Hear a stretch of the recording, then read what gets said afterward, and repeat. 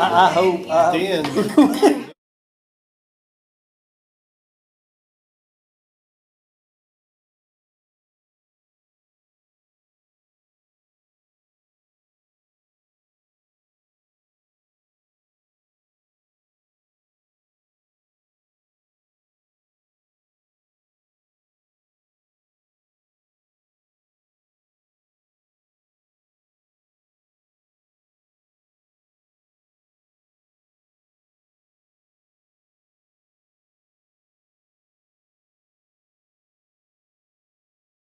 I said, well, I hear you. You were back here in the kitchen. I think it's time.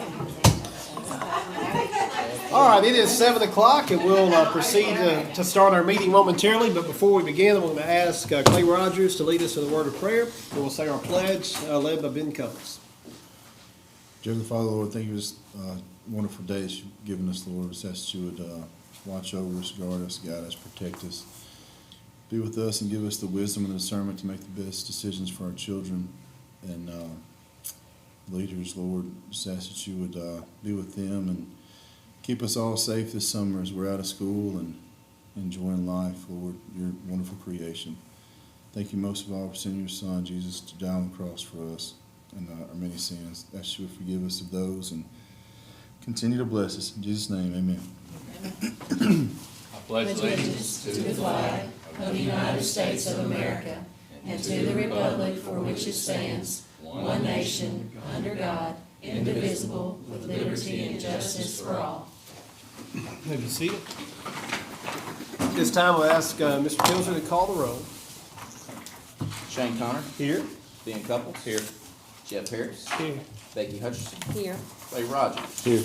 Brandy Cherry is absent. All right, but we do have a quorum present, so we will officially call our meeting to order for June. And the first thing on our agenda tonight is a recommendation to accept the board agenda. I make a motion to accept the board. Second. Motion's been made and seconded. Any discussion about the agenda tonight? There's no discussion. All those in favor say aye. Aye. Any opposed? All right, the agenda is set. Next, we have our consent agenda. Need a motion to approve that. I'll make a motion, we approve the consent agenda. Second. Motion's been made and seconded. There is no discussion on that. All those in favor say aye. Aye. Any opposed? All right, it is approved.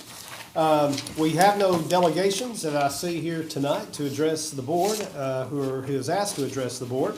So we'll move directly into our spotlight and celebration, which tonight we're spotlighting our postseason, our spring sports, and I ask Troy to just kind of shed some light on the successes we've had this spring. Okay, again, as it reflects in your board agenda, we had several post-regular season success stories to share of different sports in our high school. Just real quick, our high school baseball team finished the season with a regular season record of 11-4, and they were in their district, they were 6-0 in the district. Finished their season with the regional tournament. Did not get out of the region, but they had a good regular season. And Clay, did they win the district? Yeah, won the district. That's what I was thinking. District tournament. District tournament. That's what I was thinking. Our tennis team, both the girls and the boys advanced or won the regional title, which gave them the opportunity to advance further on. This is the first team that both teams, both boys and girls, had won in that same year. We got Cecily Davis and Grace Compton were both the regional girl double champions. Austin Ketchum was the boys single champion, and Ethan Mullins and Nathan Britt were the regional boys doubles champions.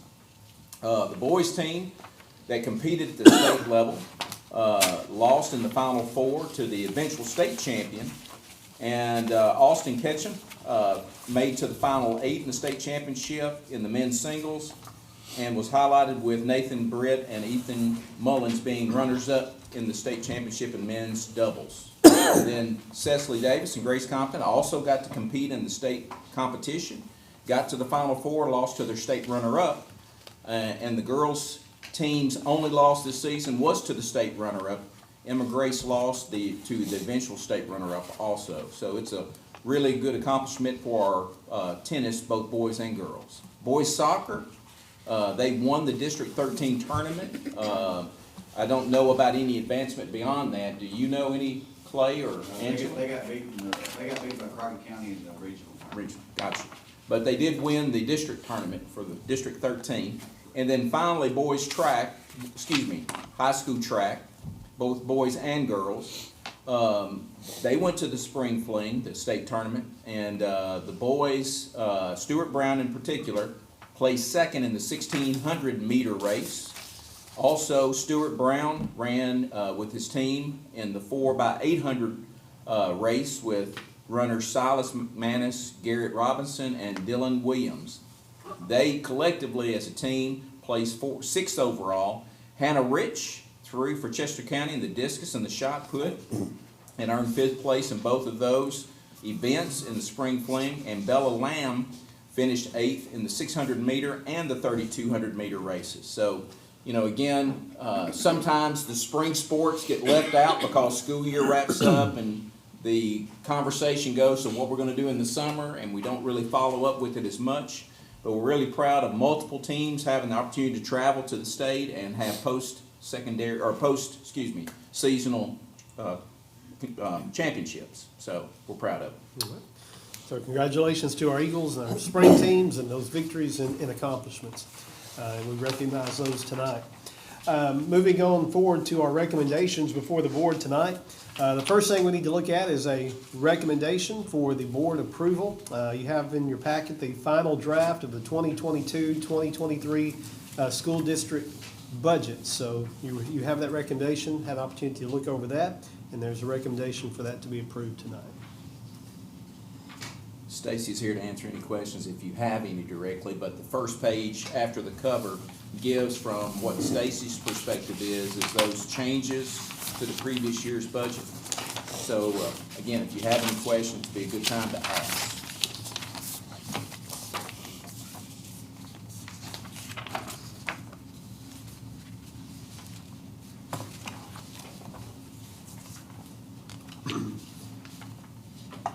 As you look over those bullet points of the key updates or adjustments, does anyone have any questions for Stacy or in general?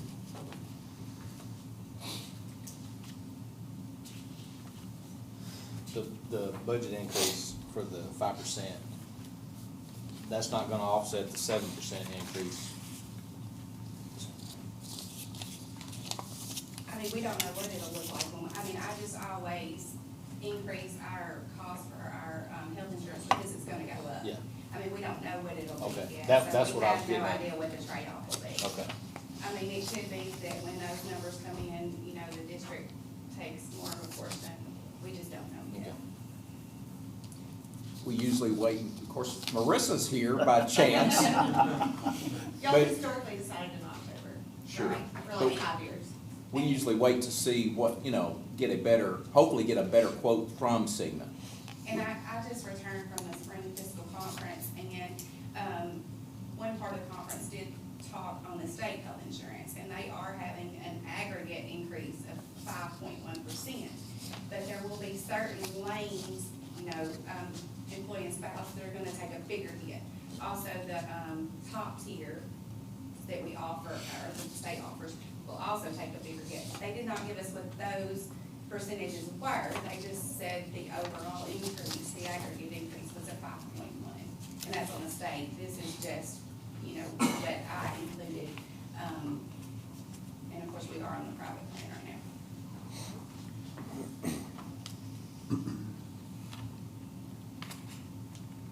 now. Any other questions?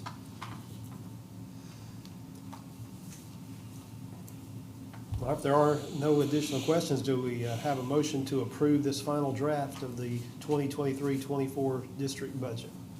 I'll make a motion, we approve. Second. All right, the motion has been made and seconded. Any additional discussion? All right, if there's none, all those in favor of the approval, say aye. Aye. Any opposed? All right, the budget is approved. I'm gonna ask a question, is this gonna be, is this covering all of our budgets? Is that the vote? Because we have, I guess so. Federal project, that would all Historically, we've done it all together. together, yes. But if y'all want Does No. anybody have any issue of breaking them down, or are we good on the all together? Is that, I was assuming the motion was for all the budgets Yeah. together, okay? I know sometimes the county commission wants some distinction sometimes. It just depends on the flavor of the day. All right, just, that was for the full body Okay, of very the good. budgets, yes. All right, next tonight, we have a recommendation that has come before the board. This stems from our meeting in last December that we made a commitment to follow up with the cell phone policy with a stakeholder at that meeting. Told them we would do that at the conclusion of the school year, so we wouldn't be changing a policy midstream.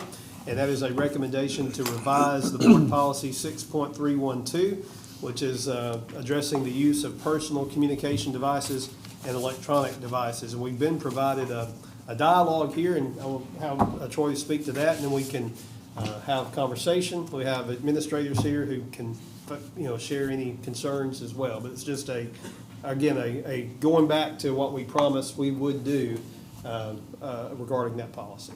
Well, and again, on behalf of the junior high and the high school administration, I shared the same content, so they had access to the same information that you folks are looking at also.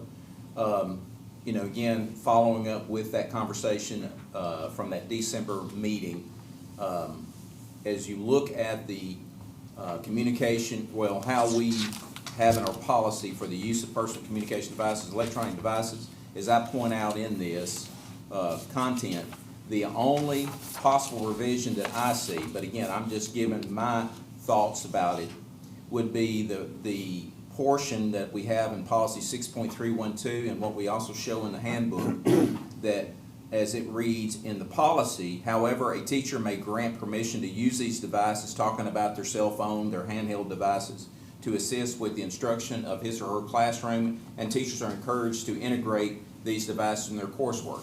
That comes from previous years, but as you know from, even before COVID, we have been purchasing devices per student, and we have a 1-to-1 ratio of devices to students.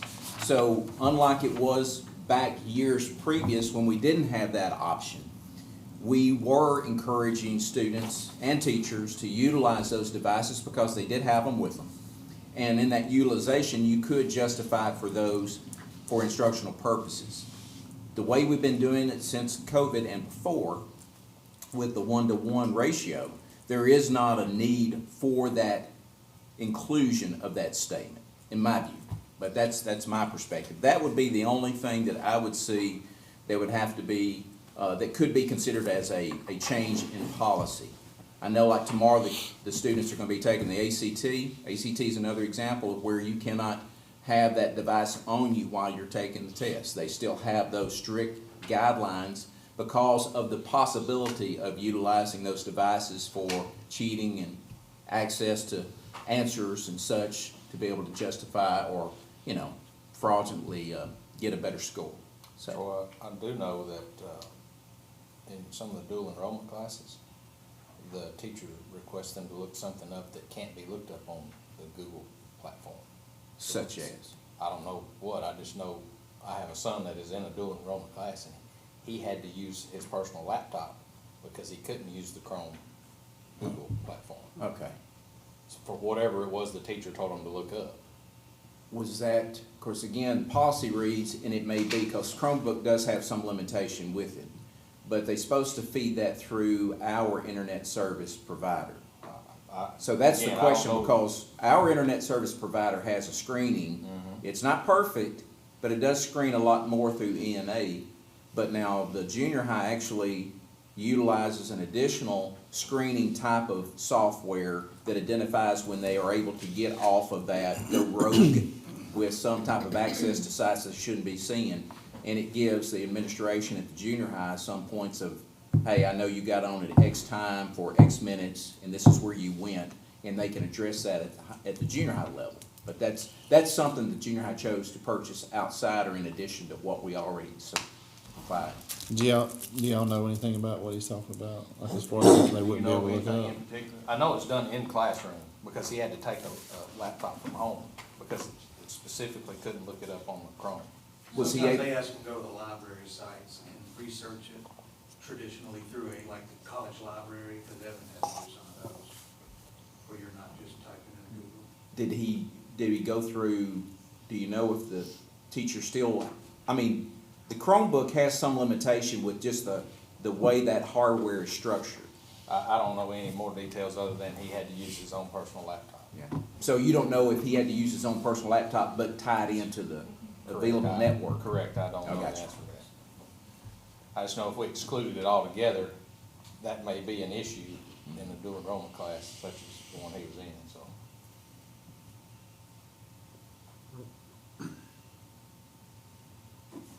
Any other, Clay, do you want to speak to this at all, or with concerns or feelings on it, or no? I'm not putting you on the spot, just want to give you an opportunity, yeah.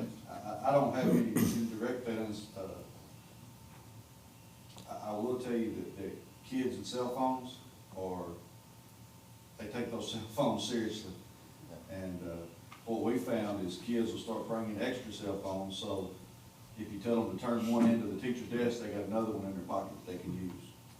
So kids are trying to find ways to make sure they have one on them at all times. Whatever the policy is, we'll police it as best we can. But I will tell you that kids value their cell phones.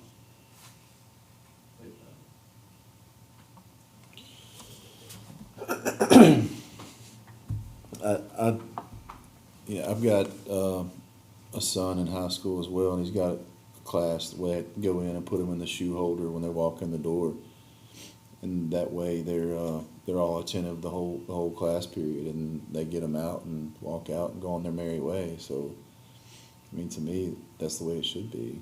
They don't have them during class, and it has to be policed, or they're going to have them under their desk or whatever in their pocket. I mean, even as adults, it's pretty tempting, you know, even sitting in a meeting like this, you know, you want to look, you hear your phone buzz and you want to look at it. So it's taken away from class time, and they're there to learn, not Snapchat or Instagram. So in my opinion, if they're gonna, it needs to be policed, and I think that it's the way it should be. If the teacher gives them permission to get it out for school-related functions of some kind, then fine, but otherwise it needs to be in one of those shoe holders, and they get it and they carry on. But maybe it's not the same for high schoolers as it is elementary kids. Maybe if you're at Eastchester or the middle school, then your phone should be in your backpack turned off until 3 o'clock, when you can call your mom if you need to, or if something comes up, you can go to the principal's office and say, hey, I need to use the phone to call my mom. But I don't think it should be the same for all kids. There's different levels to me. So I don't know if there can be a policy for elementary, a policy for middle school and junior high, and then a policy for high school. But I don't know that it's something that one shoe fits all, you know. The 4th and 5th grade, in my opinion, is elementary, K through 5. So I agree with that portion of it. So I think that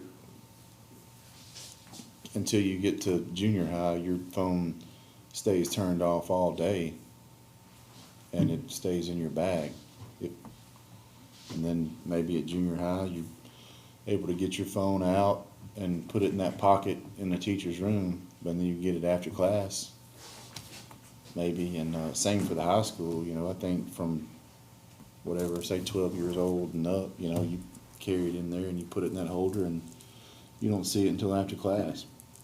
And if you break the rules, then you get it taken, just like it states here. I think it's impossible to police it during the hallway in the gymnasium or whatever. I think that's basically impossible, unless we hire 50 people to be cell phone police in each school, you know, and they don't have the time or the resources to do that. So, but I do think during class periods it should be up, and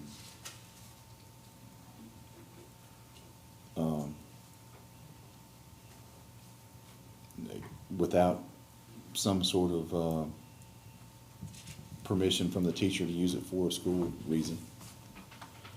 Which is basically what At it the says very- now. I mean, that's what it says At the now. very, but it doesn't say you have to put them up specifically, does it? But it says you can only give them out if the teacher, Needs to be in a centralized location. It don't even say that. yeah. Now It doesn't. Now, again, I know that some have those sleeves on the backside of their door. Mhm. I don't know, Merle, how many people use that strategy? We have a handful, I don't know the exact amount, it's successful in the ones that use it. Yeah. A lot of our teachers will even offer opportunity from the charger phones, in those areas, which kids really Yeah. appreciate. Any other comments? I do know, should we add anything or change the wording as far as medical purposes? Because I know a lot of kids that are diabetics now use their cell phone for like, it keeps up, puts off an alarm or a chime. You know, you're supposed to keep them silenced, but they can't, because if their sugar gets too low or too high, it has to notify them, or it does notify them. So that, I mean, to the wrong parent, that could be a distraction. But it is medical, so if we had it in writing, you know, that may clarify some things as far as Have y'all had that happen much? The ones that we have that use it is that way we give them, we just email the teachers and let them know, hey, this student has it for, usually it's diabetics, so really the only thing I can think of is. Yeah. so the teacher knows, but as far as it being a policy, if you had a parent that you took their phone up and they're like, well, it made a noise, but it wasn't any more distracting than this kid's, alarm. Right. Now you've got an argument where if it was in writing, you say, look, this is the policy, they have a medical statement that says they're allowed to use it. So Coach, do you have like do they have to provide, like administration, some type of doctor's note or statement that defends that, or is it just word of mouth from the We parents? have a doctor statement, the ones, I think we have two that use it as a, I don't know what the word It's is. attached to but their pumps. Okay. It measures the blood sugar, and the parents usually just tell us, and then we just forward that on to the. So it doesn't require like a medical, We've not required, I mean. Prescription. We know who our diabetic kids are, so, I mean, we've not really followed. see, we're not talking about the watches either, because kids are wearing the watches too. But it says on here I know. that, It includes that. yeah, But the teachers are gonna have to police that too, so you're gonna make them take their watch off and put it with their cell phone. you have to. Or turn the phone off so it doesn't, there's no connection if the phone's Yeah, the off. Bluetooth is on. Yeah. Y'all are over my head. Yeah. I have, Watch. it doesn't matter if I have my phone or not. My Boils watch down is to too. how much- service How much too. dedication you Yeah. have on the staff's behalf to police it, basically. I You have mean, like I said, if you got a dozen that offer the slips and you tell them all they gotta do it. Well, and also, there's a liability there for the educator. As an Yeah. educator, if I'm tasked with not only instructing my students, but I'm supposed to make sure everyone turns in a cell phone and potentially a watch, and watch my students and instruct my students, but make sure that no phone accidentally gets taken. Some teachers assume that and do that now, but I don't They think don't they want go the as far liability. as watches. And I think if we're talking about productive citizens and productive citizenship, digital citizenship is part of that. So I think we have educators that have done a great job using various apps. I mean, if we think about the apps that we as adults use, part of that is instructing and educating our students on how to do that and do that well, and learning about their digital footprint. So I think if we make a blanket statement that it's not available for a teacher for instruction, we're missing out on different tools that I think are critical for some of our students to learn. I can think specifically of our ESL students. We gained several new ones this year, and they would have had great difficulty if there were not some tools available for translation immediately in the classroom. So, not that there's not abuse of technology, but I don't think a blanket, all technology needs to be put away is the answer for our students either. Yeah, that definitely, I use those apps oh, yeah. a lot. That's how I If I was a communicate. teacher, I would want to be able to use certain things, granted it be policed through Google or whatever, but Well, it's police, I mean, when we say police, the way the policy reads is right. You see the second statement there, says only a personal cellular device network plans is not permitted. That means they don't need to be on their own data plan. So they need to be on airplane mode, where they can. Well, no, only they, go- I mean, they can be on The their school's school- internet. The school's That's what I'm internet. saying, but if you're in airplane mode, then your, You only want Verizon and AT&Ts won't work, only the Yeah. Wi-Fi. Wi-Fi only works. Right. But I know that was placed in there just to manage, because, there's, on the opposite side of the aisle, I've had, a parent of a 4th and 5th grade to say they were in the gym waiting for school to get started. And a student on his own data plan pulled up porn and was sitting there and watching it. Now, that was not identified to the teacher. That was the child who was exposed to it, telling his mother about it, and the mother told me, so. But they would not have gotten there if they'd gone through the school's network, because that would have definitely been flagged. I think, I hope it would. That's why middle schoolers don't need phones. But when they're waiting on the school bus, I mean, that's different than being in a classroom.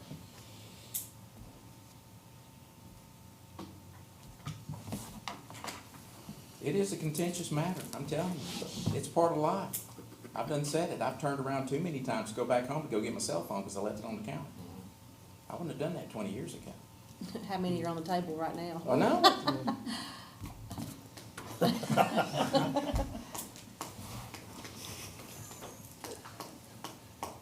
Any other feelings, thoughts, questions? Is it something we just want to continue as is, table to gather more information for another month, or that's all right, we can leave as is, we can approve the adjustment as recommended, or we can table, move to an appointed time, which is, not table, but move to an appointed time to readdress next month. If you think there's any need for further research or question asking among other administrators, or just personal gathering of information. Would be the thoughts of the board. What adjustment would you make? That's up to the board in general. I mean, it's, my personal thought on the differences in schools, I'm a consistency guy. It's gonna be hard to do one thing for one and not the other. And brother and sister get to do that. I mean, I know it's different age, but I don't know about different policies for different schools. Well, Or different ages, I guess, is my, third graders don't even go to lunch, but high schoolers do. So Yeah. that's way different to me. I don't see a issue with inconsistency with age personally. I don't, there's a lot of things that happen at the high school that can't happen at other schools. But My man just dropped 2 cell phones out of his hand. they're not on the table though, are they? No. But I get it. The maturity Yeah. level goes up and the responsibility goes oh, yeah, up. absolutely. Like, I have no intention to get him a cell phone until he buys his own when he's 18.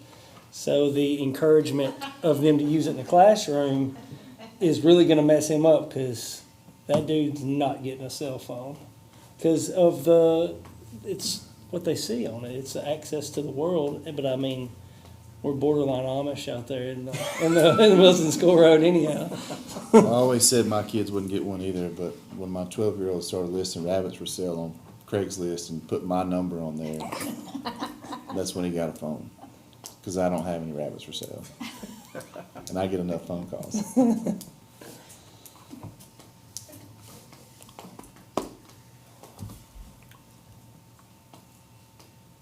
Well, does the board want to leave as is, or table, or move to the appointed time to bring it back up at another meeting? Which would need to be done before, it would need to be July, because it needs to be in place, obviously, in time for the new school year.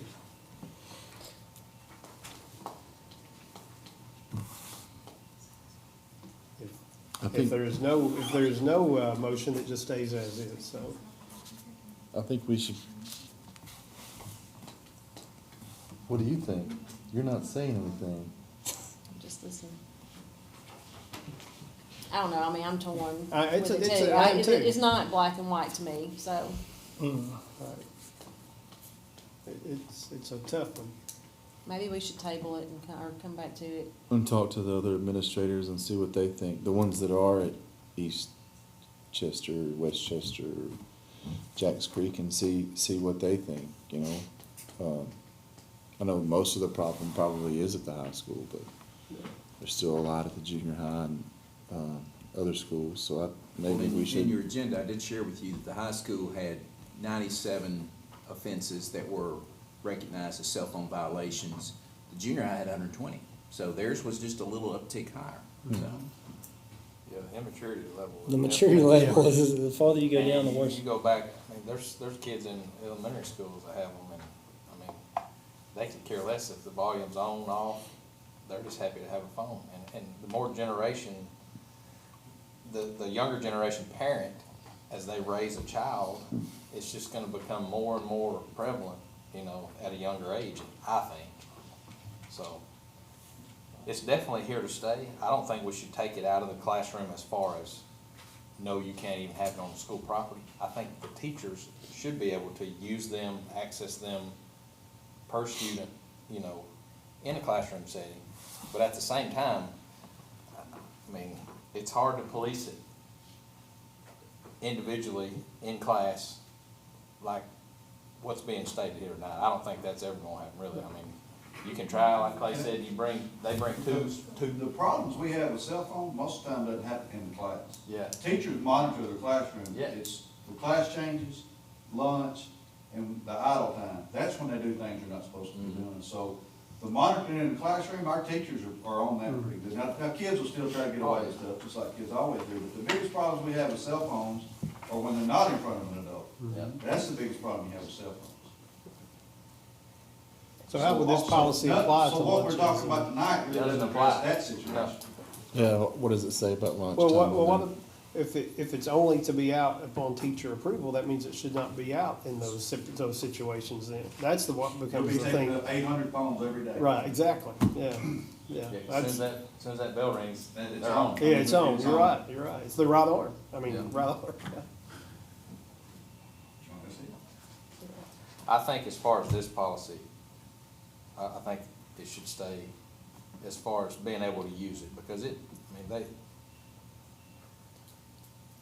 Well, if that's. more the and more case- teachers are gonna start utilizing it. I mean, I just feel like that's gonna be the, Some do it and do it well, and there are some specific apps, if you think in relation to like anatomy, the Animage table, some of those things that are specific, very specific to different things. A lot of teachers use it regularly for things like Kahoot, and it's much faster and easier to pull a cell phone out and the students put the code in and use Scan a that. QR because- code and- Right, if they pull a Right. Chromebook out, they have to log in, and not that they're not logged in, they're logged in through their student Gmail account or won't access the wireless internet. But also some of those incidents that Director Kilzer mentions in the 93, I think he said for the high school, some of those are not that the student was necessarily violating by looking at something inappropriate or some of the things that have been discussed tonight, but that a student, if a teacher says the phone's go in the phone zone or the phones go away and a student gets a phone out, that is logged as a cell phone violation, and then the student moves through those tiers of discipline. So I think there's a policy in place and the tiers are in place and have worked well, because ultimately if a student gets to a certain offense, that phone's confiscated for 5 school days and a parent's required to pick it up. And we do enforce that. They're logged, they're put in Synergy, that's why 93 show up. And that was kind of my thought, that this policy wouldn't require a separate policy because it leaves it to the teacher to not allow them to get it out at the lower grades. They can control the immaturity level, because it already says that if a teacher grants permission, if they don't grant permission, they don't get it out. If a high school teacher does, they can. So it kind of does that make sense?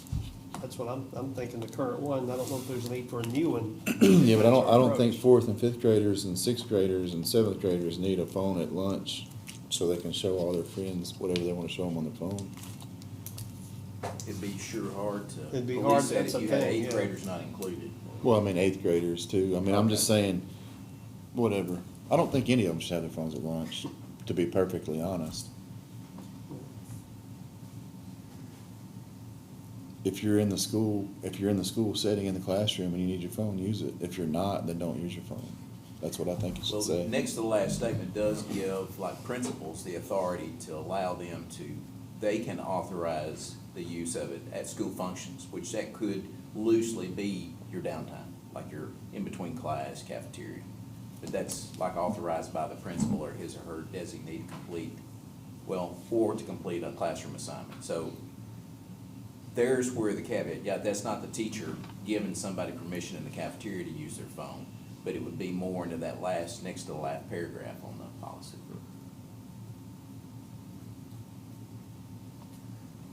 It's a pretty vague policy.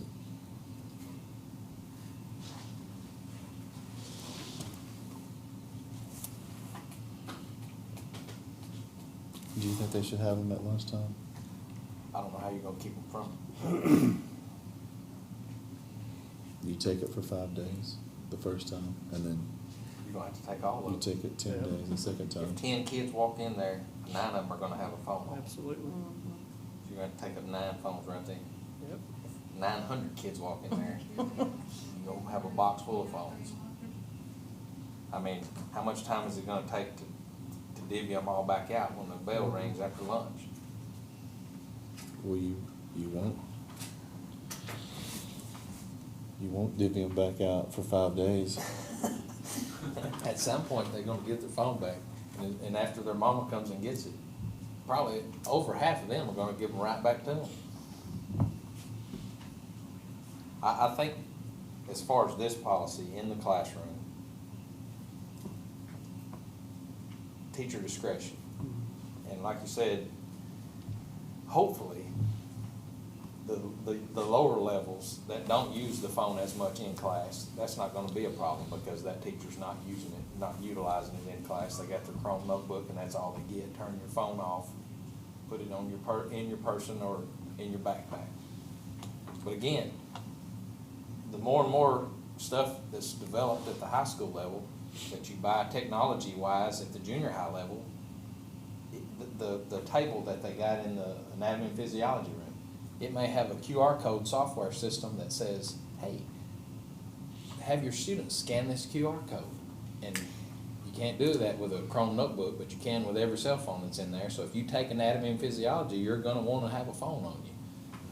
If that moves back to something in 6th grade, I don't know, could be tomorrow, could be 10 years from now, but the technology side of it is not going away. I don't know how you're gonna police in the cafeteria. I do agree that I don't think they should have a phone, just because what they might see. But there again, it's here to stay.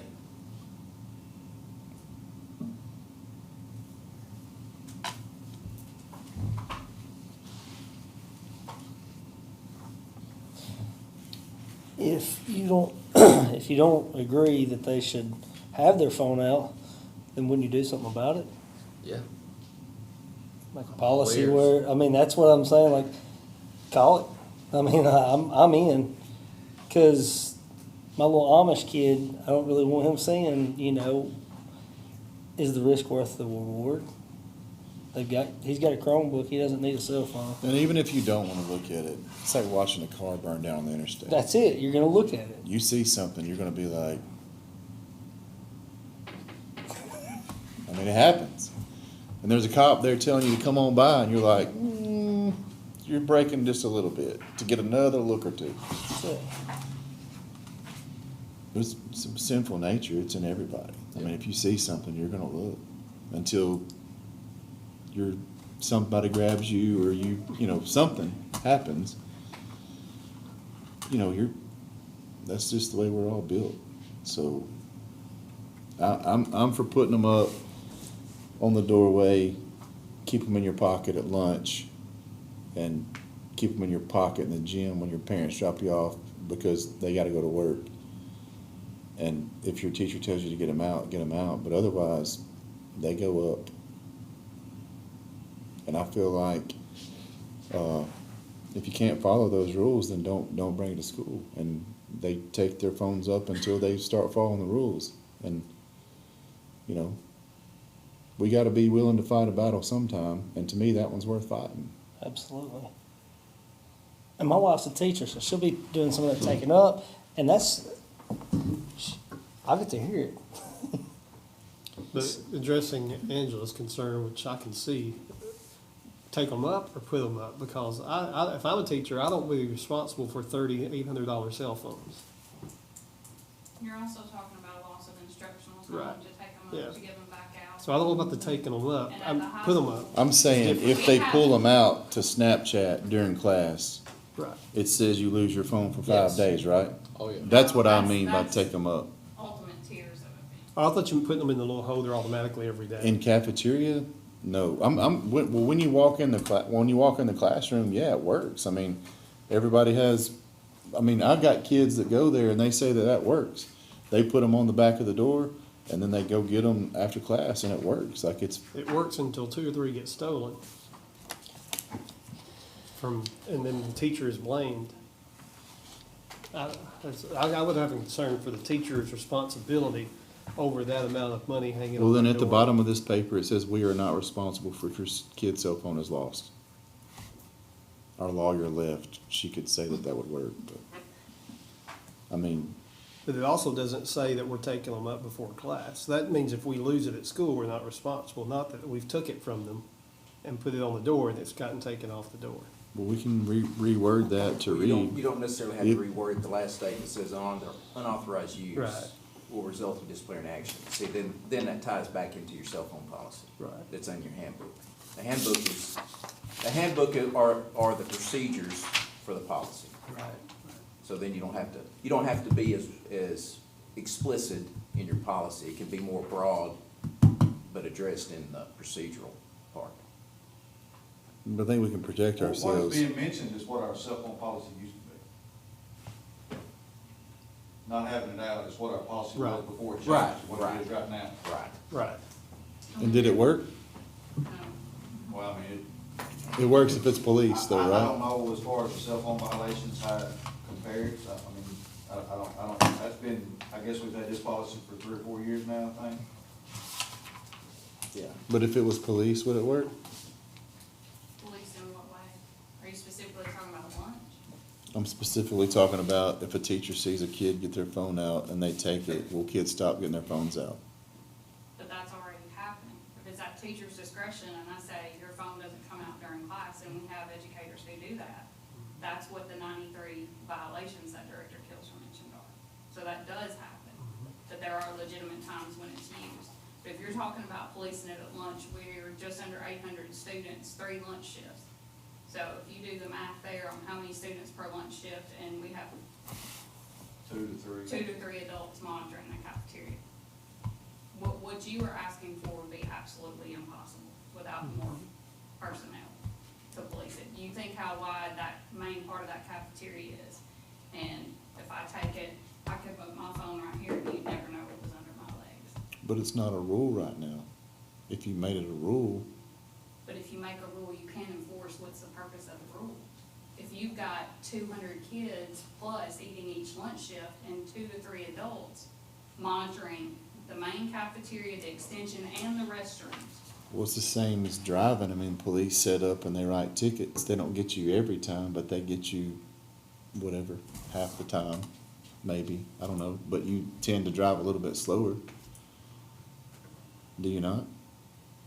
I mean, that's what laws are put in place for, so people will follow them. And if you don't follow them, then there's consequences. If you get 3 speeding tickets, then you slow down or you lose your license. I mean, I don't see why. I mean, in my house, when I enforce rules, they follow them or there's consequences. And eventually they start following them. Or at work, we have policies and procedures and you follow them or you face consequences. So I don't see why we're saying that what we want and what we think is right is impossible to enforce, why we think that we can't get them to follow a policy or procedure. I mean, I don't understand. If I want somebody to do something, then they do it. If I put consequences or rewards or whatever, I mean, if you want to do something, you find a way and you do it. So I don't know. I mean, maybe I'm taking it too far, but to me, it's worth fighting for, and I don't understand why you can't get people to do what you want them to do, because I've never experienced Well, that. I guess my thought on that is, how is that different from what we have? Because they do have, if this were enforced, and they do, then it takes care of your issues. Students are prohibited from using devices in any manner that interferes with the disruption of the education process or the integrity of educational material tests, privacy of students. That covers, if they're doing anything wrong with their phone, they're prohibited from doing that. So how is that different from this policy, what you're asking? And then it says if a teacher gets permission, then they do have the freedom to get it out, but only when that teacher gives permission for instruction in the classroom. So how, I guess, and that is my question is, how is that different from what we already have stated, what you're asking to have done? So the phones, when they come out at lunch, is that for instructional purposes in the classroom? It doesn't say It classroom, says they can't use it unless they're in the classroom. unless they're in the classroom. So yes, they can't, they're not supposed to have it out at lunch. But they have it at lunch. So I guess that's how it's different? But the next to the last, I don't think that's the interpretation Yeah, that we. No, I don't think it's not at lunch, I don't next either. to the next to the last, the liberty that's been provided to the administration, this is what Clay was referencing 3 or 4 years ago, is when junior high and the high school wanted to allow them to use it during lunchtime, during the down times when they're not instruction. That is covered in the next to the last paragraph. Yeah, see, it's on school property. But the principal has the The authority authority. to authorize them to do that. So we don't have to change the policy. It's either, you know, if it, up to the principal's discretion if it's working or not, you know, and then, Well, I'll tell you from a teacher's point of view, teachers are concerned about a lot of things instructing their kids. Teachers don't want one more thing they have to police in the classroom, or in the school day, because they want to be able to teach your kids, instruct them, and so when you start asking them for, you know, be looking for dress code, be looking for cell phones, be looking for all this other stuff, some teachers police it by the book, the way it goes. Some teachers don't like confrontation, and if you confront a student about a cell phone or dress code, that's confrontation. And some teachers, whether it's right or wrong, will avoid confrontation, and that's just the human nature of it. So the problem is going to be consistency across the board. When I have 60 teachers, they're all going to look at something being a disruption different.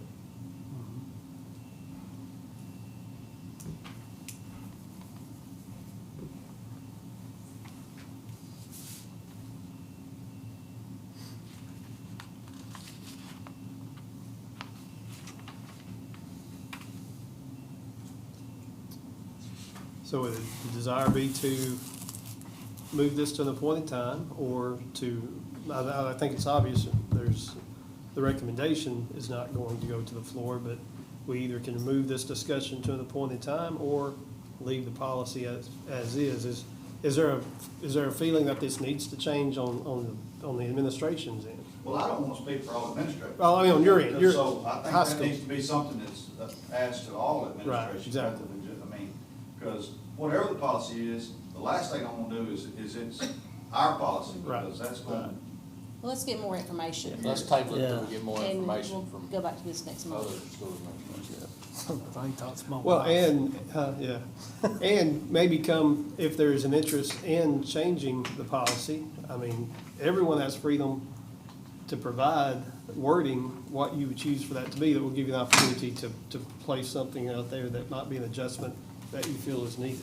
And then the board votes, and whatever the board chooses is a majority is what would be placed in the policy.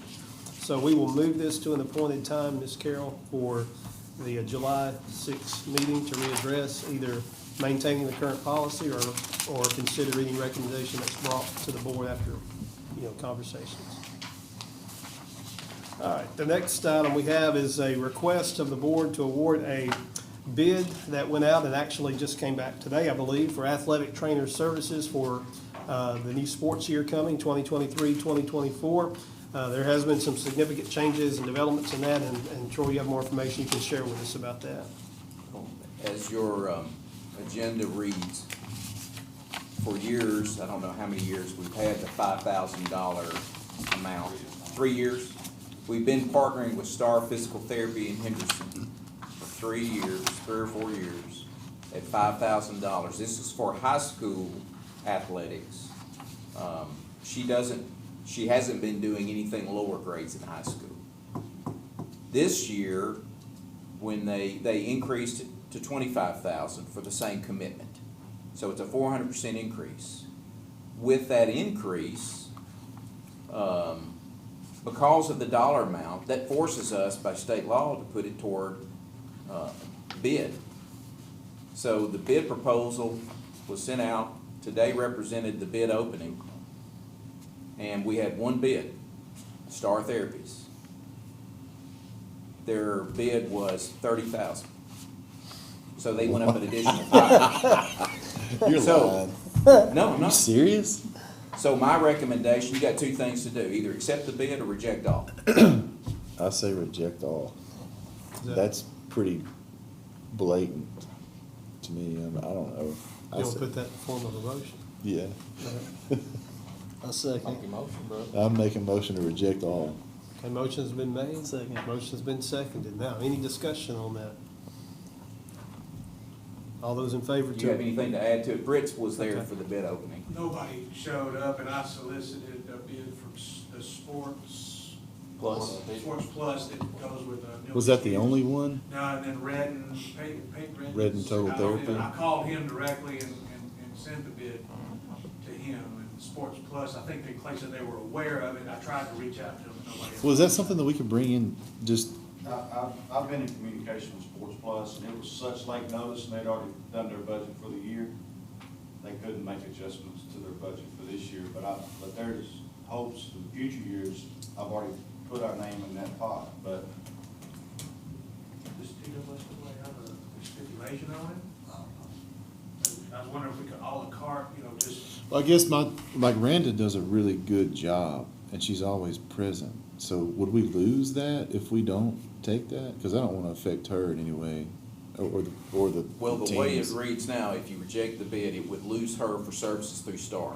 Now, I don't know what her employment is. I would assume that she's an She's an employee with employee of Star Star. Therapy. her contract, well, I don't know about her contract. Our contract with Star runs out at the end of this month.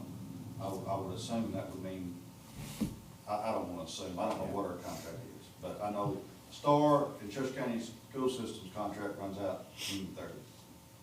When that number come back at 30,000, I'd sure like to have a little time to go invest in some other options. There's some other options that I would like to say with due diligence that we have, because it seems like out of spite that they went up another $5,000. But that, I may be wrong. Of course, I don't believe that we explained to them that we had to go to bid when you raised the price up to 25,000. That's the threshold that we have to bid things out. I did have that conversation Okay. with the guy in Lexington, and that's not the corporation. Well, could we hire our person directly? And Future years, is that possible? Anything's possible. Let's just see what we have first. What's some other options? yeah, maybe we just follow through with action on this item and then address options during this month to review at the July meeting. Because that still gives us Well, time I before would just this. say on July 1, well, after dead period, we'll have Nobody. practice starting up in 100-degree weather with no trainer on site.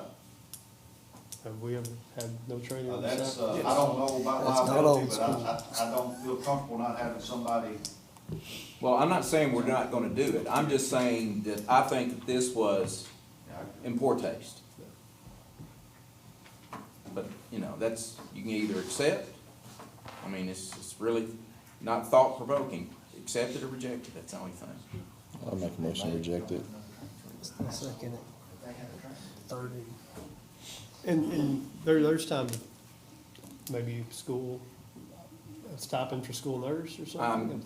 There's some options I'd like to entertain. And that's what I was gonna say, Yeah. you can also look at just contracting directly with a person Yeah. Yeah. instead of going. So we'll have through a options that we're company. not necessarily And without. maybe not even for the full year, but to get Fill in the y'all gap. through July. Till we get this figured out. Correct. Okay. Well, the motion's been made regardless and seconded. Any other discussion to reject the bid opening from today? All right, if there is none, all those in favor of not accepting the bid, say aye. Any opposed? All right, the bid will be rejected. Final item is really not an action item, but just, it is June, so this is the month of the year that you'll receive the superintendent evaluation. In your email tomorrow, you will have the evaluation to fill out. You will fill it out in the Google form and then send it back to me. I will be the only one to see the results from each individual, and I will tabulate them and share with Mr. Kilzer and at the July meeting. So just a heads up to be looking for the superintendent evaluation in your email, which is this time of the year every year. Monthly updates or questions, I'll start with Mr. Kilzer with his monthly review.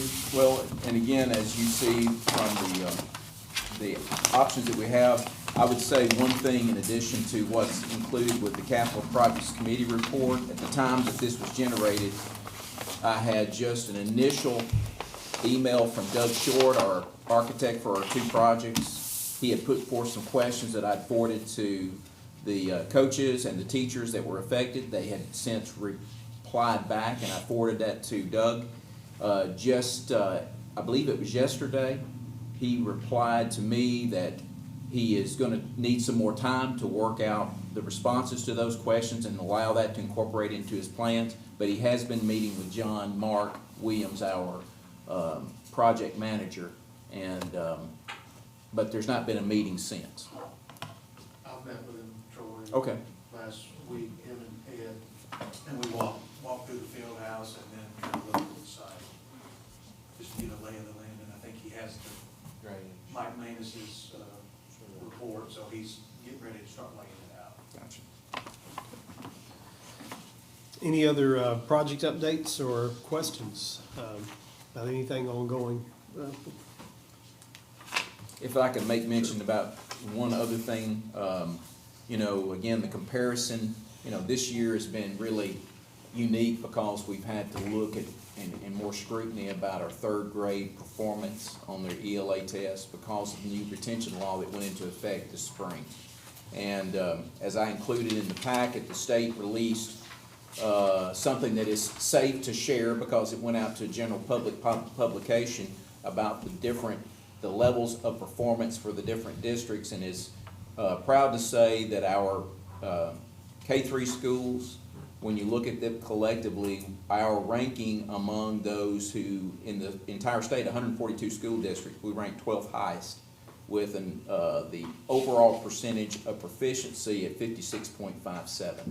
Now, again, that's a little bit better than half, which is much better than the comparison of the other districts as you see through that.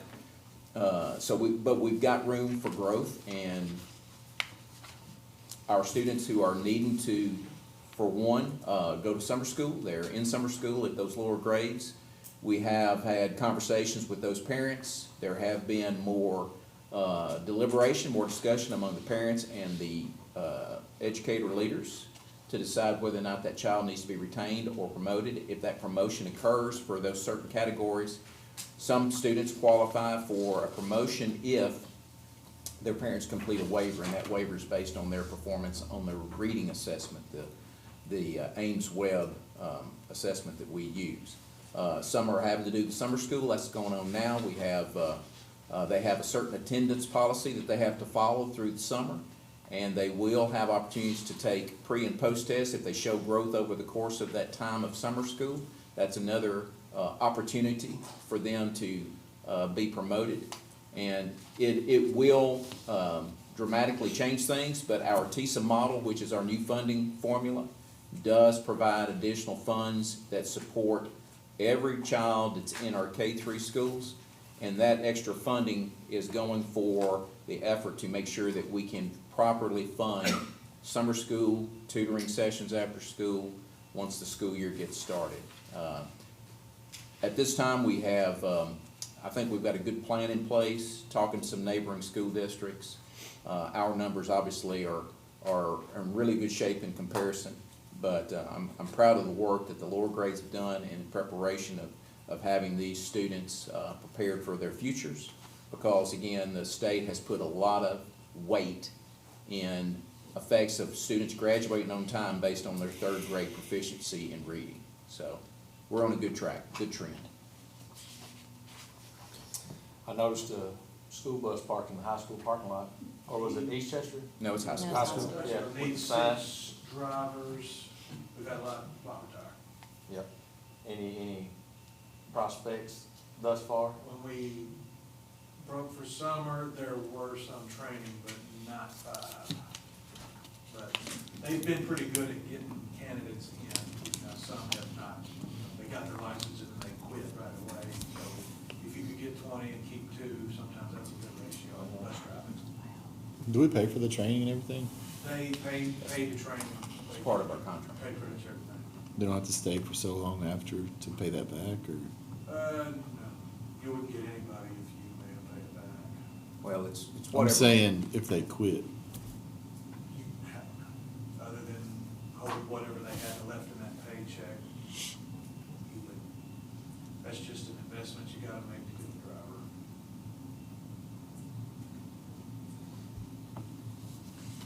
All right, anything else need to come before the board? If not, our next meeting is here in the board office. It will be on Thursday, July the 6th at 7 o'clock. That's the